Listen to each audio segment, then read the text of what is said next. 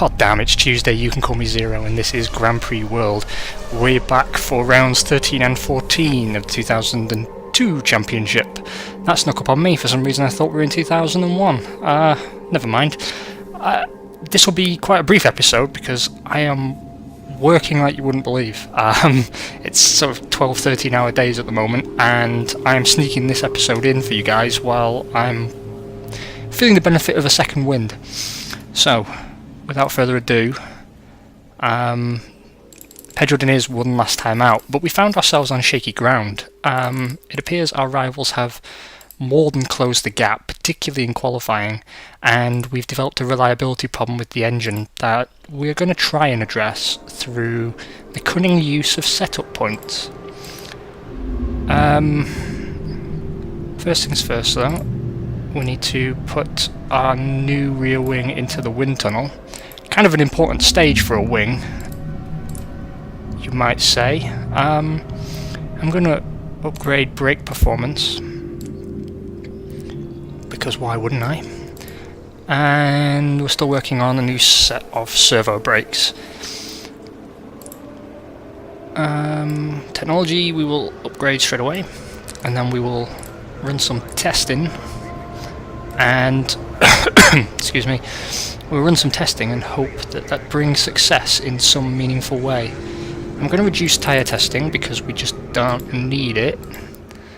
Yeah, I think that all looks good. Boom. Okay, which tyre is the lucky winner today? I'm going to go with the hard tyre. Did you see what I did there? I gauged that we were going to have 2 points to spend and chose the one that had 2 available slots. I'm a genius. Right.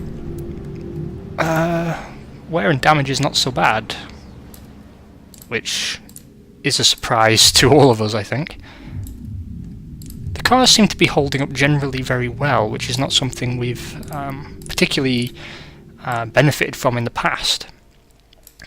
That's something I wish I could explain to you, but I can't. It might be that the setup has been sort of close to the ideal ride characteristics. I doubt it, given the lack of forethought on my part, but it is a possibility. Once I'm done building these spare parts, we'll check into Sponsorville, make sure we're inviting the right people to the party. We've got 44 million euro dollars coming in next year, potentially. Red Bull are not quite as happy with us as they were, but I'm still not going to invite them over anywhere because we need to focus on MasterCard and Fiat. Very close to deals with those two, and that will be of great benefit to us. We still want to get a guarantee from both these suppliers. We've got 3 rounds to try and achieve that. And once a spare slot opens up, we will strike and try and boost relations with Red Bull in case we need to sweeten them up ahead of next season. Although, to be honest, I've got a feeling we'll be able to have the pick of who we want, really, and we will be going for Play Life first. Okay, so cars are repaired. Everything's otherwise good. Let's do some setup work. I'm not going to reduce how hard the drivers are pushing, even though we have reliability problems, because the gap between us and our rivals has closed right down. So if we ease off too much, then we're not going to get anything anyway. Also, thanks to everyone who's been leaving messages for me on Twitter, by email, on YouTube videos. I really do appreciate all of them. I make it my mission to get back to everyone personally, so if you haven't heard from me yet, you will hear from me probably tomorrow or more likely at the weekend, but I will get back to you. Right, with that out of the way. Well, it's Belgium, isn't it? So we need maximum speed. Bit of extra downforce, bit of extra braking, and we need to deal with our heat problem. Diniz, I'm going to put 2 points into cooling. because the engine's going to be under such heavy load, I want to sort of split my strategy a bit and hedge my bets, and hope that guarantees at least one car finishes. Do we have anything here to bring to the party? Yes, we've got a new intermediate compound. Sweet. There's no new soft, is there? No. Okay, okay. Everything looks good there. Still not discovering your secrets, Sauber, but we know they're there. Party time.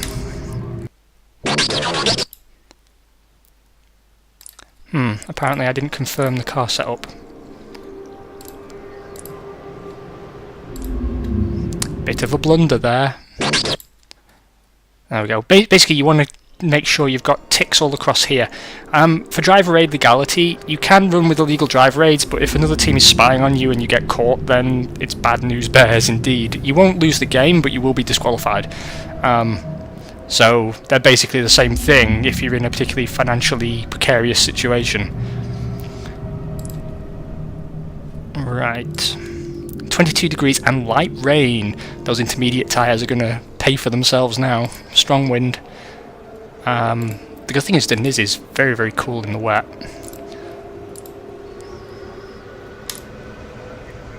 Oh wow! Out of nowhere, Alexander Wurz puts his Jordan on pole on a 1:54.888.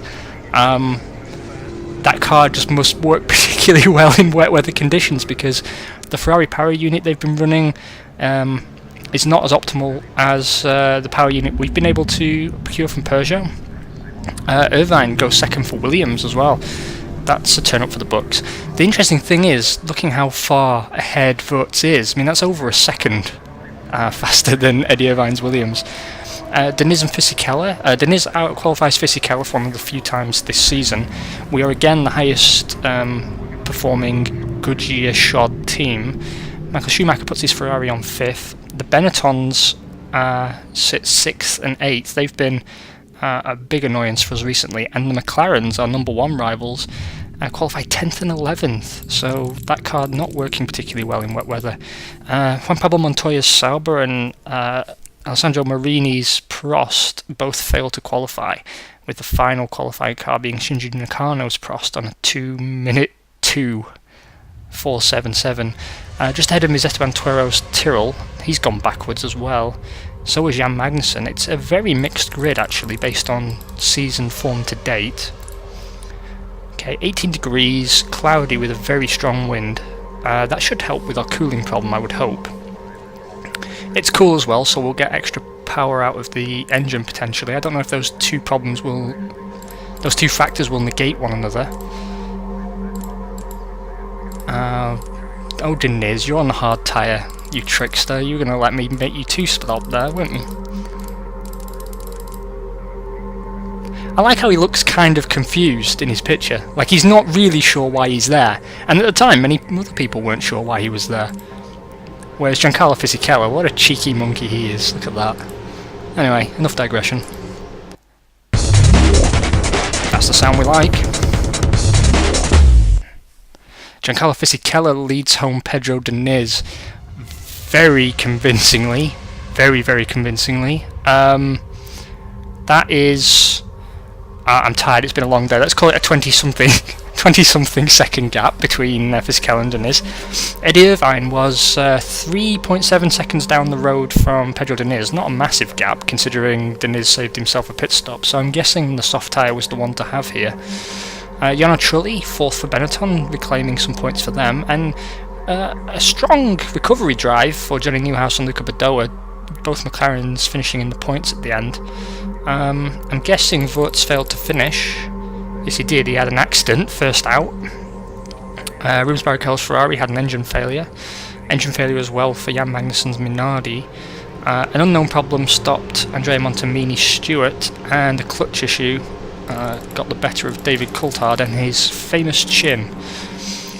The gap at the top of the Drivers' Championship is down to a mere 6 points. Din is currently leading Fisichella. This is going to be down to the wire, I would imagine, barring some DNFs.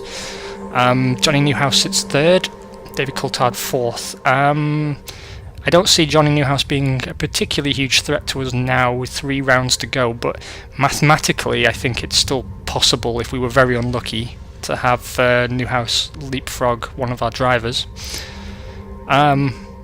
Constructors we're not even going to bother talking about because we've won it. We just have. Okay, let's see if that striking performance managed to win us some more friends. Another win for Fisichella. Prost has got a Works Ferrari engine deal. That should get them off the back of the grid, I would hope.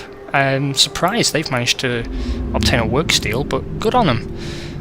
Next season, Stuart will be running Mechachrome customer engines.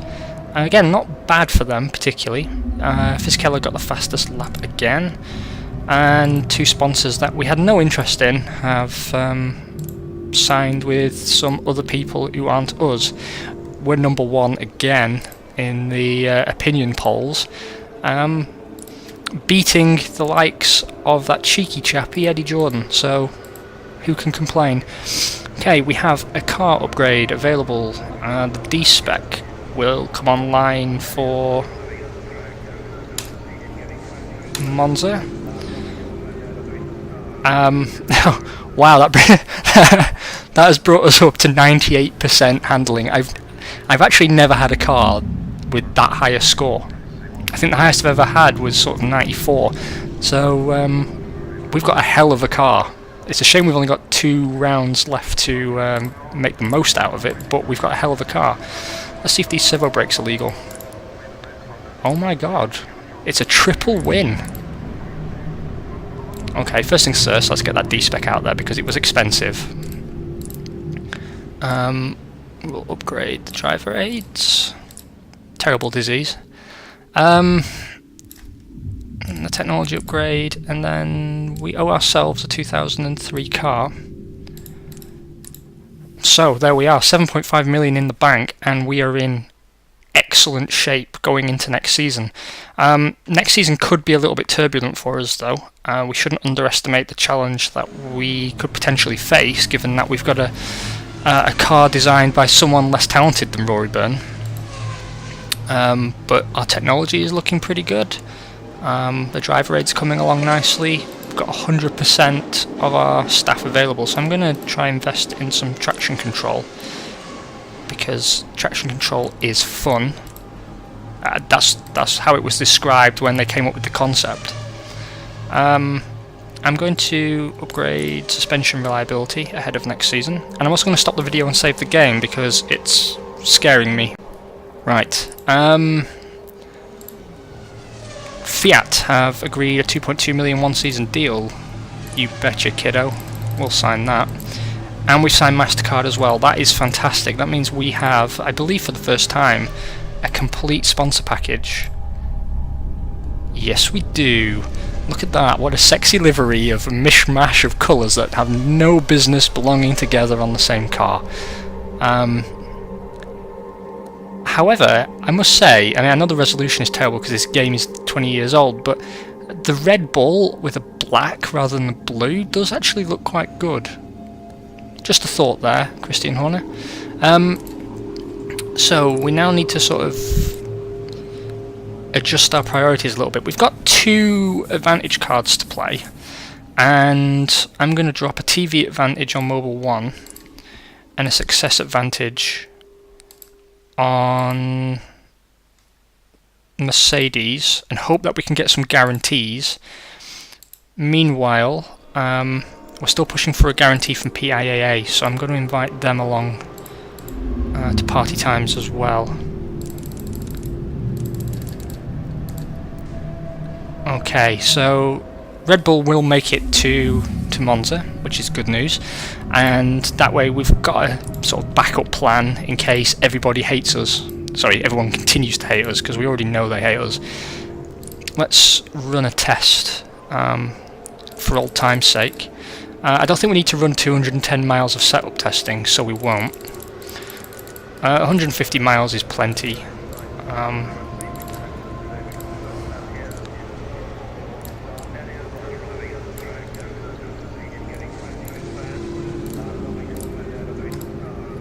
In fact, it was overkill, to be honest. Alright, we've got some car repair to do. A bit more wear out of that race. But it's interesting to see that both cars are wearing equally. So no driver's been particularly unsympathetic to his car. Okay, sponsors are sponsored, cars are card. Right, the engineers have already set for full speed for Monza. I'm going to set downforce and braking for obvious reasons, I hope. 1 point on dry weather and hope that it doesn't rain, and then 2 points on cooling because I'm still concerned about reliability problems, especially when we're pushing the engine so hard. We have a new a new hard tyre. Let's make sure the driver aids are in place. Yes, we have a new hard tyre for Pedro Diniz. Any new fuel? No. Fine. Fine, be like that. Okay. The trap is set. Oh, god damn it. Apparently I didn't confirm the confirmation of the confirmation. There we go. 26 degrees, very dry. Bit of a slack wind, but you know. Okay, we're qualifying on dry tyres. Wow, Deniz had a bad day at the office. That's not good for his championship challenge. Johnny Newhouse puts it on pole on the 123.266. I'm not too discouraged by that because even though we didn't get pole, Fisichella is a tenth and change behind him with better race pace, so that's not really too much of a concern. David Coulthard is not far behind with his Benetton. Good to see the Benettons and McLarens back where they belong. Wurtz has really been pushing that Jordan beyond where it has any right to be based on its form this season. Nakano still propping up the pile. That was a bad career move for him. He would still be here actually. If everyone recalls, I was going to go for Fisichella or Frentzen or Wurtz, and everyone said to me, no, keep Deniz and Nakano, or at least a few of you did. And the very next episode, Nakano signs with Prost because he rejected our first offer. Now who looks quite the fool, Shinji Nakano? It's you, that's the answer. Okay, I don't like Deniz being out of the top 6, that does bother me a bit. He's separated on both sides by a tenth between the Williams. Hopefully he claws his way back up in the race, because I think we all want a down-to-the-wire driver championship. 24 degrees and dry for race day. Again, run Fisichella as light as possible. And Deniz we will split on a 27-26.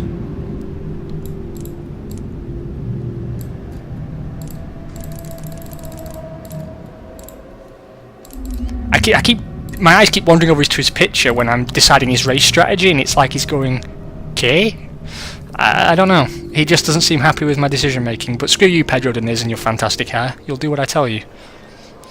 Okay, best of luck, everyone. Wow. Double DNF. Electronic failure takes out Giancarlo Fisichella, and Pedro Deniz suffers a hydraulic failure. That is not encouraging at all. The win goes to David Coulthard's Benetton, Luca Badoa taking second for McLaren, Johnny Herbert puts his Williams third, Jarno Trulli fourth for Benetton, both Jordans in the points, Tora Takagi out of absolutely nowhere puts it fifth ahead of Alexander Wurtz in sixth. Rounding off the top 10 are Barrichello's Ferrari, Irvine's Williams, Rosset and Montemini Stewart, and just outside the top 10 is Mikaselo's Minardi. Wow, well that was a kick in the pants. And it means Deniz still leads the Drivers' Championship by 5 points, and we've still won the Constructors' Championship despite our apparent best efforts not to. Okay, well, thank you so very much for joining me as ever. I hope you guys are having a great week so far. I am going to talk to you tomorrow, so take it easy. Have a beer. Why not?